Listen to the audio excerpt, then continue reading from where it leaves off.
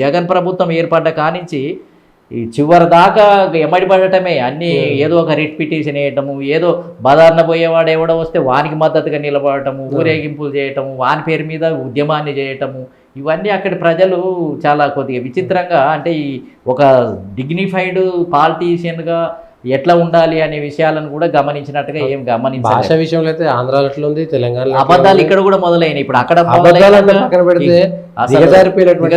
అడ్డగోలుగా తిట్టుకున్నాడు. అసలు దాని వల్ల ఆ ఓట్లు వస్తాయని అనుకుంటున్నారా వీళ్ళు? దానివల్ల తన యొక్క అసలు ఏంటిది అనేది, తన యొక్క గుణగణాలు ఏంటిది, తన యొక్క స్టేచర్ ఏంటిది, దిగజారిపోయారా అనేది బయటపడుతుంది. ఇది భాష అనేది మారాల్సినటువంటి అవసరం ఉంది.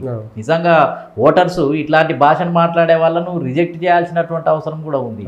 ఎందుకంటే మనం చూస్తున్నాం ముఖ్యంగా తెలుగు 2 రాష్ట్రాల్లోనే ఇది మరీ ఉవ్వెత్తున పతాక స్థాయికి వెళ్ళిపోయి అడ్డగోలిగా అసలు కుటుంబాలు, భార్యలు, పిల్లలు, ఇంకా పెళ్లిళ్ళు అన్నీ తీసుకొస్తున్నారు. మొత్తం తీసుకొచ్చి అడ్డగోలిగా మాట్లాడుతున్నారు. కాబట్టి అక్కడ కనిపించింది, మీరు అన్నట్టు ఈ తెలంగాణ రాష్ట్రంలో కనిపించింది.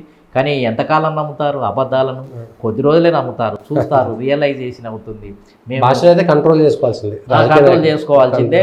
ఎందుకంటే సావధానంగా డెమోక్రటిక్ కంట్రీ, అందులో ఈ లేని వర్గాలకు కూడా ప్రాధాన్యత కల్పించాల్సినటువంటి అవసరం ఉంది. ఈ ముఖ్యంగా ఏంటంటే కొన్ని పార్టీలు పెట్టుకుంటే ఇక మా గుత్త సొమ్ము, ఇక మాదే, ఇక మేము ఎట్లా నడిస్తే అట్లనే, ఇక డెమోక్రసీ లేదు, అన్ని వర్గాలకు లేదు, ప్రాతినిధ్యం లేదు, ఏమీ లేనటువంటి పరిస్థితి, అడ్డగోలిగా పరిపాలించవచ్చు అనే దానికి మనం ఇక్కడ తెలంగాణలో చూసాము, గతంలో అక్కడ చూసాము. కాబట్టి ఈ రకంగా ప్రజాస్వామ్య పద్ధతుల్లో పార్లమెంటరీ వ్యవస్థ అన్ని వర్గాలను కన్సిడరేషన్లోకి తీసుకోవాలనేది లేకుండా ఇక నేను ఒకసారి గెలిస్తే ఇక నేనే రాజును ఇక నా మొత్తం ఏంటంటే నా ఇష్టారాజ్యంగా చేయొచ్చు అనేది నడుస్తూ ఉంది. అట్లాంటి వాటిని తిరస్కరిస్తున్నారు. ఇప్పుడు తెలంగాణలో బీఆర్ఎస్ పరిస్థితి అదే కదా, నేనే రాజు, నేనే పెద్ద, అన్ని ఏదైనా చేయగలుగుతాను, ఎవరేమనుకున్నా పర్వాలేదు అనుకుంటే ఏం చేశారు ఇప్పుడు? కాబట్టి చంద్రబాబు నాయుడు కూడా ఇక నాకు తిరిగే లేదు, నేను జాతీయ స్థాయిలో ఉన్నాను, ఎవరెవరినో ప్రధానమంత్రులుగా చేశాను, రాష్ట్రపతులను చేశాను అని అంటే, నీవు ప్రజలు నమ్మేటట్టుగా నువ్వు ఉండే భాష, పద్ధతి, విధానాలు చక్కగా లేకపోతే ఎవరు ఓట్లేసేది ఇక్కడ ప్రజలు కదా. కాబట్టి ఇవన్నీ కూడా బ్యాలెన్స్ చేసుకోవాల్సినటువంటి అవసరం ఉంది. కాబట్టి నేను అనుకునేది ఏంటంటే ఓవరాల్గా ఆంధ్రప్రదేశ్లో జగన్ అయితే లీడ్లో ఉన్నట్టుగా అనిపిస్తుంది. దాదాపు 110 నుంచి 120 మధ్యలో గెలిచే అవకాశాలు అయితే స్పష్టంగా కనిపిస్తున్నాయి నాకున్న. ఎందుకంటే రాయలసీమలో ఇంకా స్వింగ్ ఎక్కువ ఉండే అవకాశం ఉంది. ఎందుకంటే అక్కడ ముస్లిం బెల్ట్ ఉంది, కురుబ బీసీ బెల్ట్ ఉంది. కాబట్టి అక్కడ పెద్ద ఎత్తున గెలిచే ఇక్కడికంటే కూడా రాయలసీమలో వైఎస్ఆర్సీపీకి ఇంకెక్కువ గెలిచే అవకాశాలు ఉన్నట్టు కనిపిస్తుంది. ముస్లిం అనేది యాడ్ అయింది, బీసీలకు ఎక్కువ టికెట్లు ఇవ్వటం అనేది బీసీలలో ఇటువరకు టీడీపీ అనుకునే ఓటు బ్యాంకు బీసీ వైఎస్ఆర్సీపీకు షిఫ్ట్ అయిపోయింది. ఎస్సీస్ ఆల్రెడీ ఉన్నదే వైఎస్ఆర్సీపీకి ఉన్నదే. కాబట్టి ఇవన్నీ మొగ్గుగా కనిపిస్తున్నాయి.